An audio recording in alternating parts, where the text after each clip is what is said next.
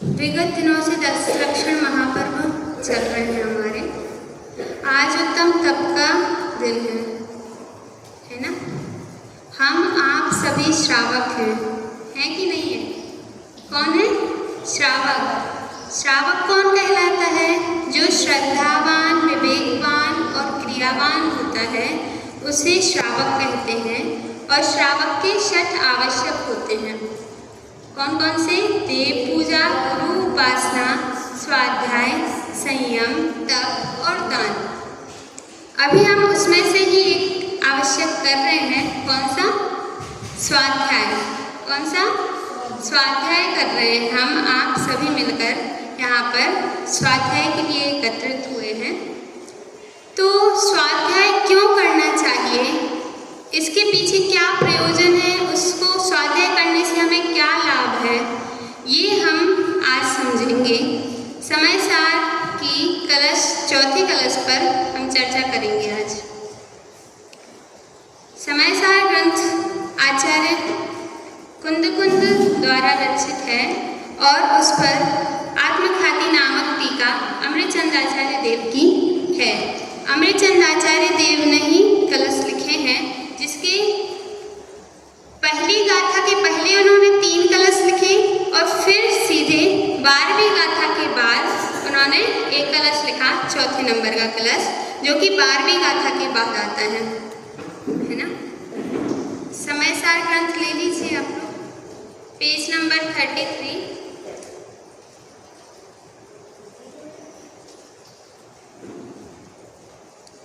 एक बार कलश हम अभी पढ़ेंगे सब साथ में। उभय नये विरोध ध्वंसनी स्यात् पदांके, जिन बचति रमन्ते ये स्वयं वान्त मोहा। सपदि समय सारं ते परं ज्योतिरुच्चै, रणवमनय पक्षा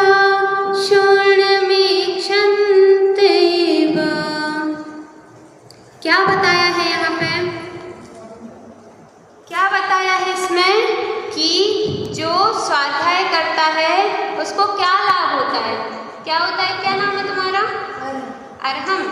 हाँ, तो इसमें क्या बता रहे हैं कि स्वाध्याय करने से क्या लाभ है? कौन से नंबर कलश में? चौथे नंबर कलश में पढ़ रहे हैं। उभय नये विरोध ध्वंसनी स्यात् पदांके। उभय नय का जो विरोध करने वाला है वो कौन सा पद है? स्यात् पद। कौन सा पद है? स्यात् पद। अकलंक आचार्य की कहानी तो सुनी ही होगी, स्यात् पद वाली, है ना। तो किस, ये पूरी जिनवाणी, पूरा शास्त्र, पूरा जिनागम, ये सब किससे मुद्रित है? स्यात् पद से। स्यात् पद अंकित। जो स्यात् पद कैसा है? उभय नय विरोध। उभय मतलब क्या होता है? 2। कौन से? 2 नयों के जो परस्पर विरोध धर्म दिखाई देते हैं उसका ध्वंस करने वाला जो पद है वो कौन सा है? स्यात् पद है। उभय नय कौन से? निश्चय और व्यवहार। कौन से? निश्चय और व्यवहार। ये जो उभय नय हैं इनके विरोध को ध्वंस करने वाला जो पद है वह है स्यात्। और स्यात् पदांक, इस स्यात् पद से पूरी जिनवाणी हमारी है। कहीं लिखा नहीं गया स्यात् पद, लेकिन सभी जिनवाणी किसी न किसी अपेक्षा से कोई बात, किसी भी बात को कहा है। क्या? जैसे कि जिनवाणी में लिखा मैं रागी हूँ, तो मैं रागी हूँ क्या? नहीं। मैं द्वेषी हूँ क्या? नहीं।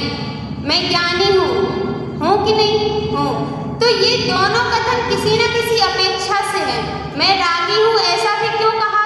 क्योंकि मैं राग करता हुआ दिखाई दे रहा हूँ। व्यवहार नय के द्वारा ये कथन किया गया कि मैं रागी हूँ। और मैं ज्ञानी हूँ ये क्यों कहा?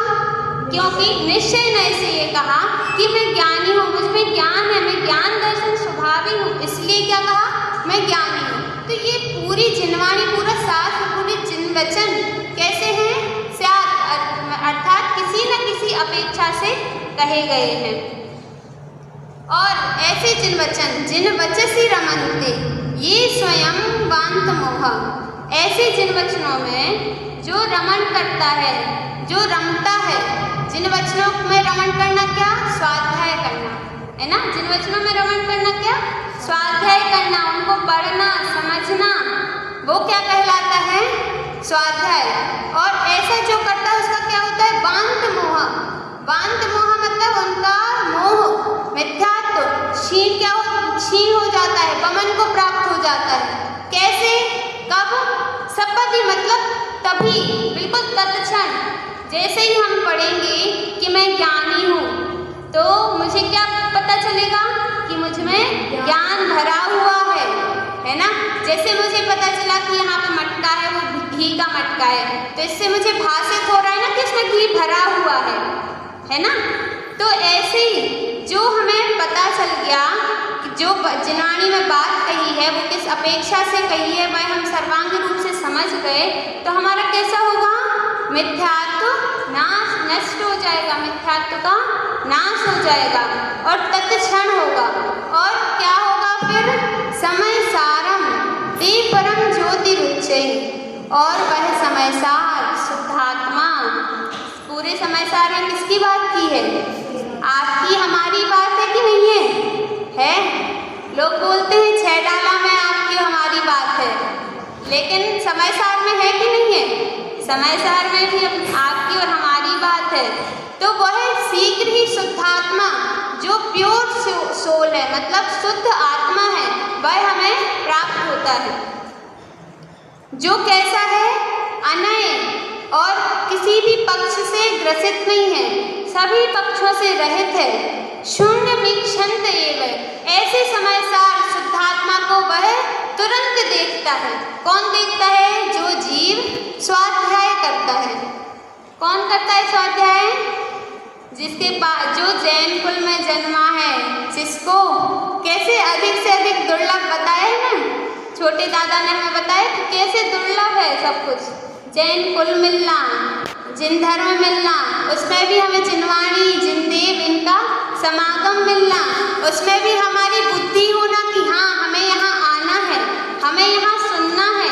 ये शास्त्र जो है हमारे हितकारी हैं, है ना।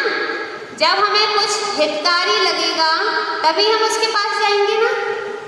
कोई बोले कि वहाँ आग जल रही और चले जाओ, कौन जाना चाहेगा, कोई जाना नहीं चाहेगा। क्यों, क्योंकि वहाँ जाएंगे तो हम जल जाएंगे, हमें मालूम है। ऐसे ही जिनवाणी से हमारा हित होगा, यह आत्महित करने का उपाय है। यहाँ आएंगे तो हमारी शुद्धता बढ़ेगी, हमें भाषित होगा कि हम कौन हैं, कहाँ से आए हैं और मेरा स्वरूप क्या है। ये सब हमें कहाँ मिलेगा सुनने, जब हम स्वाध्याय करेंगे, जिन वचन सुनेंगे, जिनवाणी पढ़ेंगे, तब हमें यह ज्ञान होगा, है ना। होगा कि नहीं होगा, होगा। सही है ये बात कि गलत है, सही है। हाँ, इसका एक बार पद्यानुवाद भी मैं आपको सुनाती हूँ। ग्रंथ हो जिसके पास तो वो खोल लीजिए, 33 नंबर पेज नंबर है। दादा द्वारा पद्यानुवाद किया गया है, हिंदी पद्यानुवाद। उभयनयों में जो विरोध है उसके नाशक, स्यादवाद में जिन वचनों में जो रमते हैं, मोह वमन कर अनय अखंडित परम ज्योतिमय, स्वयं शीघ्र ही समय सार में वे रमते हैं। क्या कहा कि उभयनयों में जो विरोध है उसके नाशक, स्यादवाद में जिन वचनों में जो रमते हैं, जो जिन वचनों में रमते हैं, जिनवाणी स्तुति में भी आता है ना, स्यादवाद तेरी निशानी अमर तेरी जग में कहानी। क्या है ये जिनवाणी, कैसी है, स्यादवाद रूपी है। उसमें उभयनय, निश्चय नय की भी बात है, व्यवहार नय की भी बात है, सारी बातें अपेक्षा सहित हैं।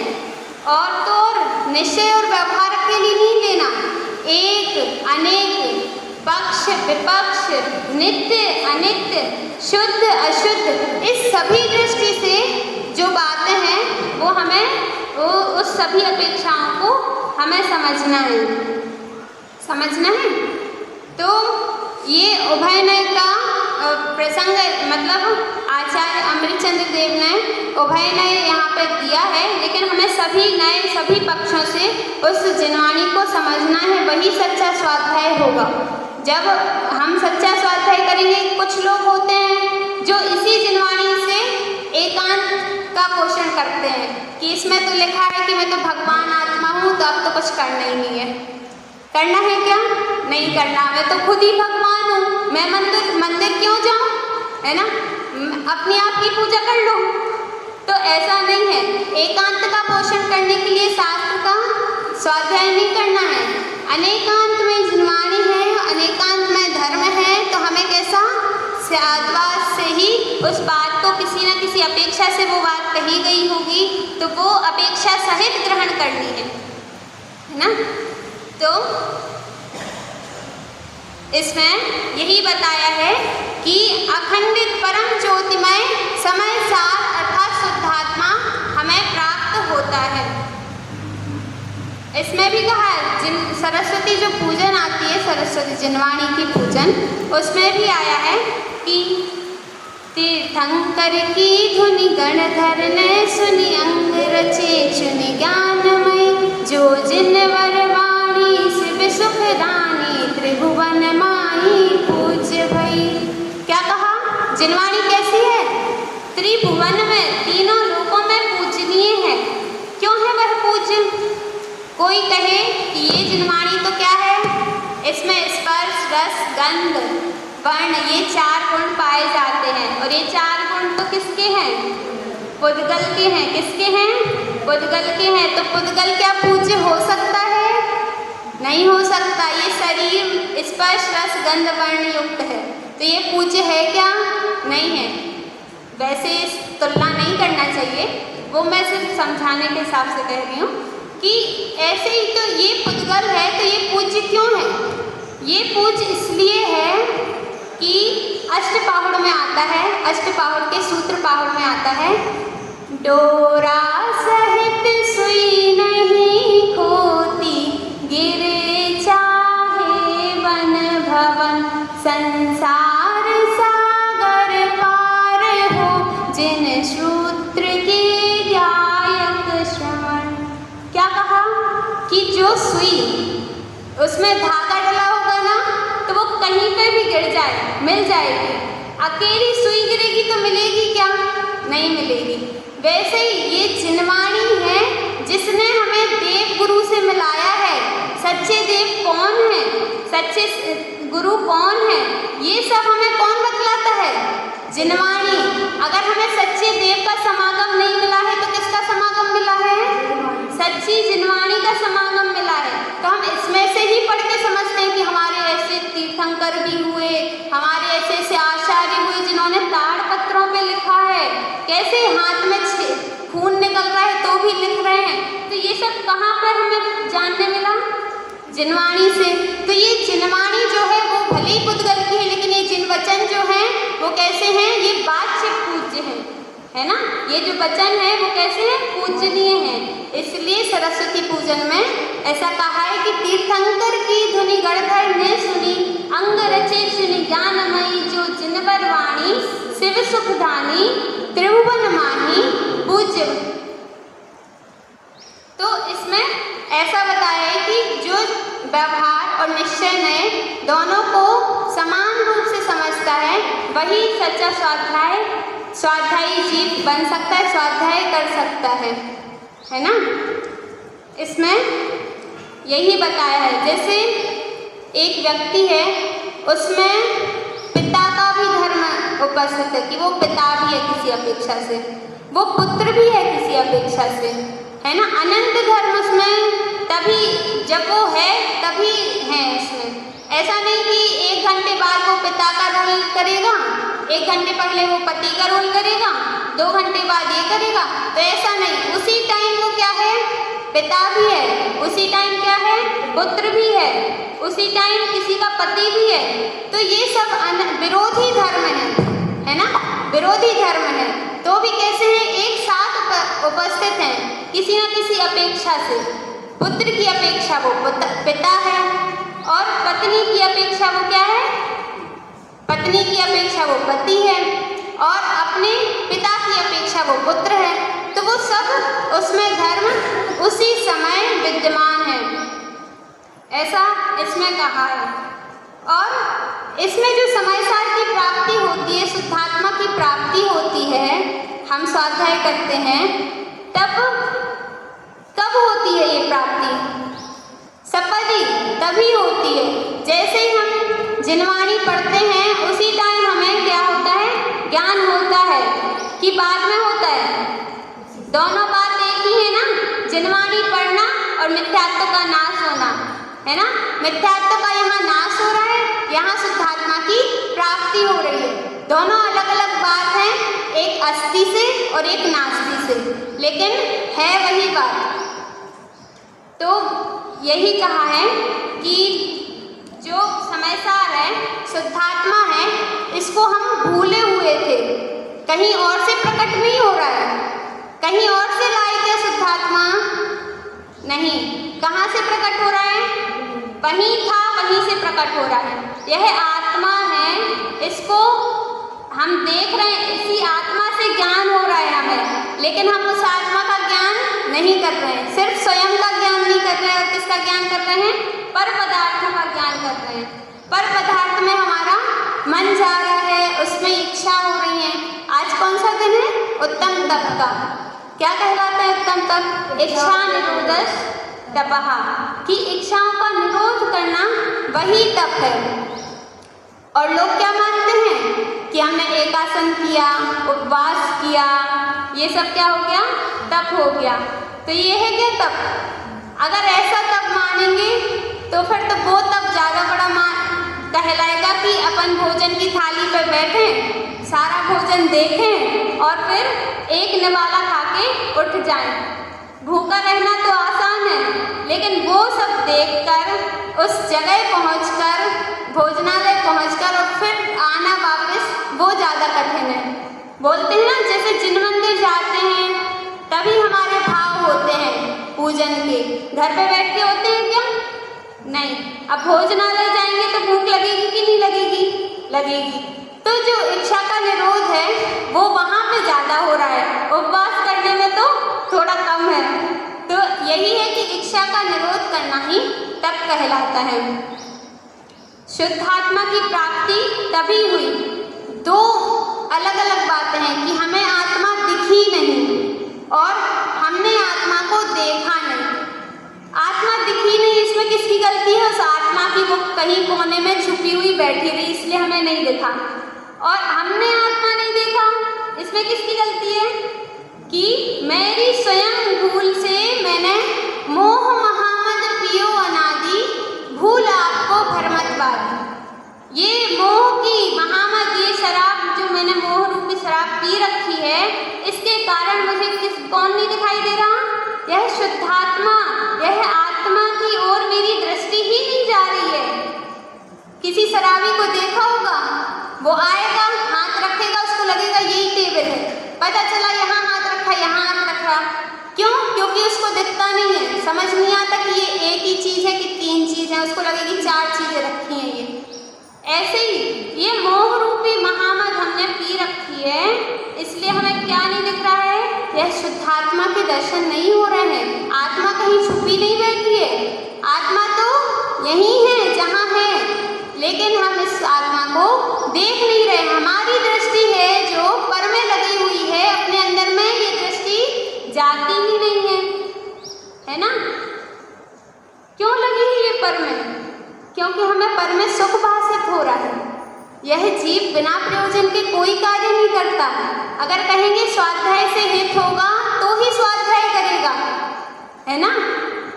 तो बिना प्रयोजन के है कुछ करता नहीं है, और इसको पर में ही प्रयोजन नजर आते हैं, सुख नजर आते हैं कि मैं टीवी, फ्रिज, कूलर, पंखा, ये अच्छा मकान, अच्छी सामग्री, बस, गाड़ी, पैसा, ये सब होगा मेरे पास तो मैं क्या हो जाऊंगा? सुखी हो जाऊंगा। कैसा हो जाऊंगा? सुखी हो जाऊंगा। पर वह सुखी होगा कि नहीं होगा? नहीं होगा। यहाँ पर कोई ऐसा है जिसके पास घर नहीं है, गाड़ी नहीं है, हैं? सब है सबके पास, फिर भी सुखी हैं क्या? नहीं, क्यों नहीं है? क्योंकि इन सब में सुख नहीं है। सुख तो किस में है? ज्ञानानंद स्वभावी आत्मा में है। मैं कैसा हूँ? मैं ज्ञानानंद स्वभावी हूँ, मैं ज्ञानानंद स्वभावी हूँ। तो मुझ में ज्ञान आनंद का जो है वो पर में नहीं मिल सकता है। अपने अंदर में जाएंगे, अपने आप को देखेंगे, अपनी ओर दृष्टि करेंगे, तभी वो सच्चा सुख प्रकट होगा। तभी हम इस समय सारम किसको? शुद्धात्मा को तभी हम देख पाएंगे।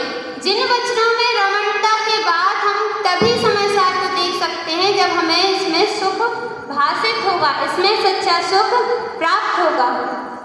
एक बार पुनः, बहुत सारे लोग नए आ गए हैं, एक बार पुनः कलश का पाठ करेंगे। चौथे नंबर कलश का यहाँ स्वाध्याय चल रहा है। उभय नए विरोध ध्वंसनी पदांके जिन वचसि रमन्ते ये स्वयं वाक्य मोहा सपदि समय सारं ते परं ज्योतिरुच्चै रणवमनय पक्षा शूर्णमेक्षन्तेव। इसमें कुंदक अमृतचंद आचार्य ने भी कहा है, अनव मतलब नई नहीं, अनव नव होता है नया, और अनव मतलब कोई नया नहीं। शुद्धात्मा कैसा है? कहीं नया प्राप्त हुआ क्या? नहीं। हमने आम से जूस बना लिया है ना, तो क्या जूस कहीं और से आया? नहीं। कहाँ से प्राप्त हुआ? उसी आम से प्राप्त हुआ है, कहीं और से हम नहीं लाए हैं। ऐसे ये शुद्धात्मा है, शुद्धात्मा की प्राप्ति हमारी हुई है, हमने शुद्धात्मा की ओर दृष्टि की है। वो कहाँ से हुई है? पर को देखकर नहीं, अपने आप को, स्वयं को देखकर हमने अपने आत्मा को प्राप्त किया है। यही है। और इसमें भी तो आता है, युगल जी बाबू जी की जो पूजन है उसकी जयमाला में आता है, क्या आता है?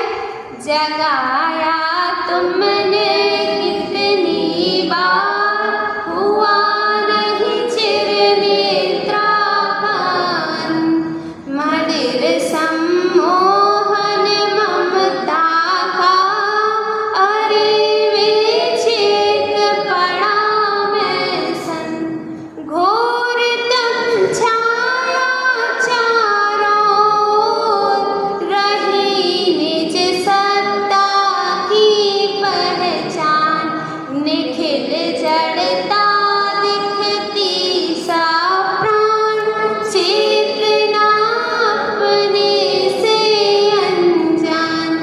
ये जो अंत की पंक्ति है ये बहुत भावों से, रस से ओतप्रोत है।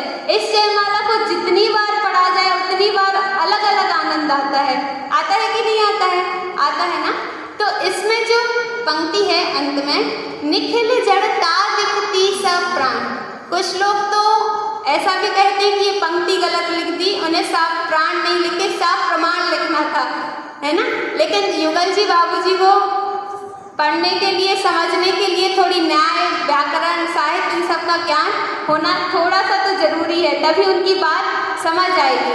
क्या कहा कि जगाया तुमने कितनी बार, नहीं चिर निद्रा का कभी अंत हुआ क्या? नहीं। ये मोह महामत पीकर मैं कैसे अनादिकाल से सो रहा हूँ, अनादिकाल से मैं अपने आप को भूला हुआ हूँ। ऐसे नहीं भूला कि मैं 1 घंटे पहले मैंने याद की थी प्रभु पतित पावन की विनती, अब मैं भूल गया, है ना। कब से भूला हूँ? अनादिकाल से। कुछ टाइम लिमिट भी नहीं है कि हम 1-2 साल, 50 साल, 60 साल, ऐसा नहीं है। तो ऐसे बताया है कि अनादिकाल से मैं अपने आप को भूला हुआ हूँ, और मैं कैसा? पर पदार्थ में ही इष्ट अनिष्ट ये सब कल्पनाएं करता हूँ, सुख देखता हूँ, और ममत्व बुद्धि, कर्तृत्व बुद्धि, भोक्तृत्व बुद्धि इत्यादि करके क्या अपने आप को उसी संसार में भ्रमा रहा हूँ, उसी संसार चक्र में घुमा रहा हूँ। फिर वही जन्म मरण, फिर वही जन्म मरण, यही हो रहा है कि नहीं हो रहा है? यही श्रृंखला चलती जा रही है। तो क्या कहा पंक्ति में, निखिल जड़ता दिखती सा प्राण। ये जो जड़ता है, ये जो पर पदार्थ है, पुद्गल हमें जो दिख रहे हैं, वो कैसे हैं? जब जड़ पदार्थ जो है प्राण सहित है कि प्राण रहित हैं? प्राण रहित हैं, जीव तो है नहीं, अजीव हैं, लेकिन हम इनको जीव मान रहे हैं। ये घड़ी है, ये दीवार है, इसको हम क्या मान रहे हैं? जीव मान रहे हैं। अगर मैं ऐसा कहूँ तो आप लोग मानेंगे नहीं, लेकिन क्यों मान रहे हैं? क्योंकि हम ऐसा मानते हैं कि इससे हमें ज्ञान हो रहा है ना? क्या मानते हैं? ये घड़ी ने हमें बताया कि 3:30 बज गए। क्या बताया? घड़ी ने हमें बताया, लेकिन घड़ी से ज्ञान नहीं हुआ, ये से ज्ञान नहीं होता। ज्ञान तो अपने अंदर में है, ज्ञान तो ज्ञान से होता है, ये में ज्ञान है ही नहीं। अगर हम ये में ज्ञान मानेंगे तो हम उसको क्या मान रहे हैं? जीव मान रहे हैं। क्या मान रहे हैं? जीव मान रहे हैं। उसमें ज्ञान है, इसलिए हमें क्या हुआ? ज्ञान हुआ। ये से कभी ज्ञान होता है क्या? नहीं। यही जयमाला की 4 पंक्तियां एक बार पुनः पढ़ेंगे। जगाया तुमने कितनी बार, हुआ नहीं चिरनिद्रा पावन, मदिर सम्मोहन ममता का, अरे विचित पड़ा मैं सन, घोर तप छाया चारों, नहीं निज सत्ता की पहचान, निखिल जड़ता दिखती सा प्राण, चेतना अपने से अनजान। यह चेतना क्या है? अपने से तो अनजान है, और पर पदार्थों को, सबको, जड़ को चेतन मान रही है, और चेतन को क्या मान रही है? जड़ मान रही है। चेतन को जड़ मान रही है और जड़ को चेतन मान रही है। यही है भूल। क्या है? यही भूल है जो हम अनादिकाल से कर रहे हैं, और इसका हमें क्या करना है? अंत करना है कि नहीं करना है? अंत करना है। हमारी भावना तो यही है कि हम इसका अंत करें, इसलिए हम क्या करते हैं? स्वाध्याय करते हैं। उभयनयों में जो विरोध है उसके नाशक, स्यादवाद में जिन वचनों में जो रमते हैं, मोह बमन कर अनय अखंडित परम ज्योतिमय, स्वयं शीघ्र ही समय सार में वे रमते हैं। कौन रमन करता है समय सार में? जो स्वाध्याय करता है।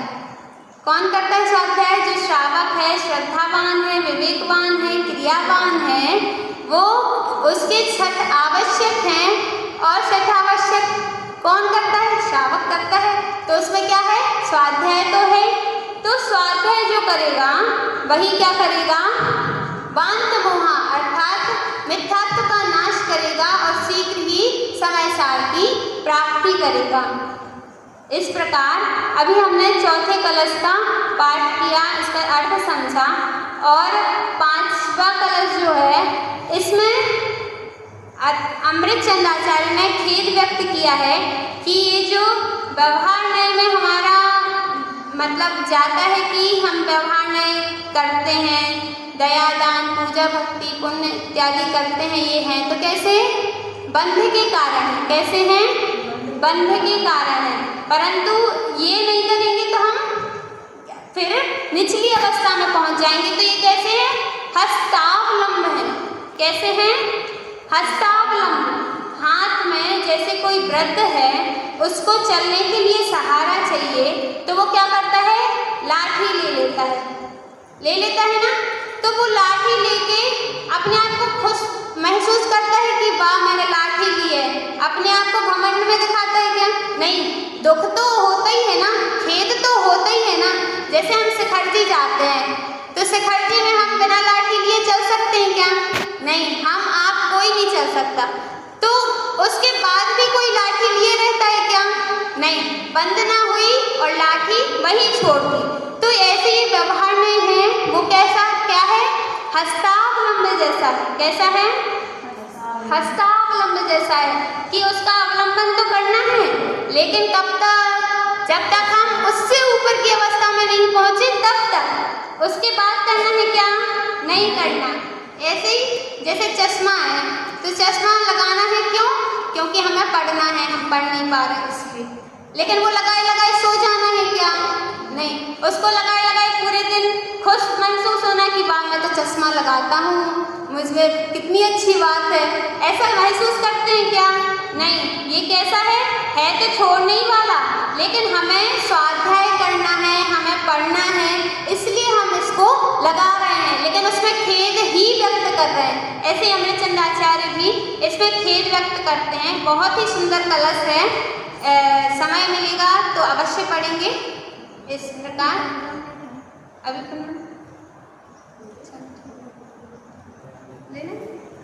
ठीक है, तो पढ़ते हैं।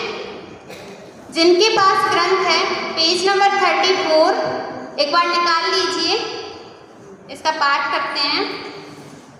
व्यवहरण नया साध्यपि प्रापदव्या मेह निहित पदाना हंत हस्तावलंबः तदपि परमर्थः चिच्चमत्कारमात्रं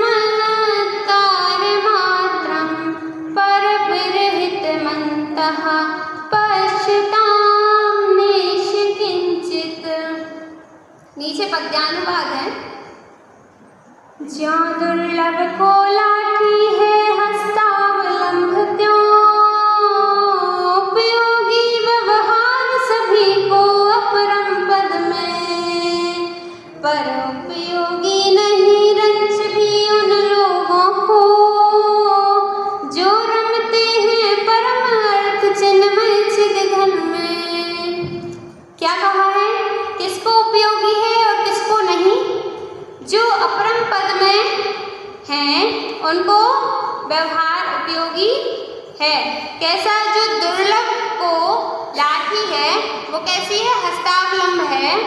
वही व्यवहारी जीव को जो अपरम पद में नहीं पहुँचे हैं, निचली अवस्था में, उनके लिए व्यवहार कैसा है? हस्तावलंब है। हाथ मतलब उसको पालन करने योग्य है कि हाँ हमें शुभ कार्य करने हैं, अशुभ में नहीं चला जाऊं, है ना? क्यों करने हैं? क्योंकि मैं अशुभ में नहीं चला जाऊं, इसलिए मुझे शुभ परिणाम करने हैं। और हमेशा खेद तो रहेगा नहीं कि हम क्या करना है, हमें जाना तो कहाँ है ना? कहाँ जाना है? शुद्ध स्वभाव में जाना है। हमें जाना शुद्ध में है, लेकिन हम किसको पकड़े हैं? अभी शुभ को पकड़े हैं, क्योंकि हम अशुभ में ना चले जाएं। तो यही कहा है। जैसे छोटा बच्चा होता है ना, तो वो जब पहले पढ़ना सीखता है तो वो कैसे पढ़ता है? आ अनार का, आ आम का कबूतर पढ़ेगा तो वो साथ में नहीं पढ़ेगा, छोटा का छोटा बा ऐसे पढ़ के। तो क्या वो बड़ा हो जाता है तो वैसे ही पढ़ता है क्या? नहीं। तो वो क्या था? हस्तावलंब था। और वो हस्तावलंब कैसे? जैसे वो बड़ा होगा और वह हस्तावलंब छूट जाएगा। ऐसे हम जब भी शुद्ध अवस्था में पहुंच जाएंगे, शुद्ध क्रिया में पहुंच जाएंगे, तो ये शुभ परिणाम है जो दयादान भक्ति इत्यादि के जो परिणाम है, पूजा इत्यादि के परिणाम है, ये सब क्या है? हस्तावलंब है और तुरंत ही छूट जाएंगे, छोड़ने नहीं पड़ेंगे। हम शुद्धात्मा की दृष्टि, शुद्धात्मा को देख लेंगे, अपनी गायक स्वभाव को देख लेंगे, पहचान लेंगे, तो हमारी जो हस्तावलंब है वो कैसा होगा?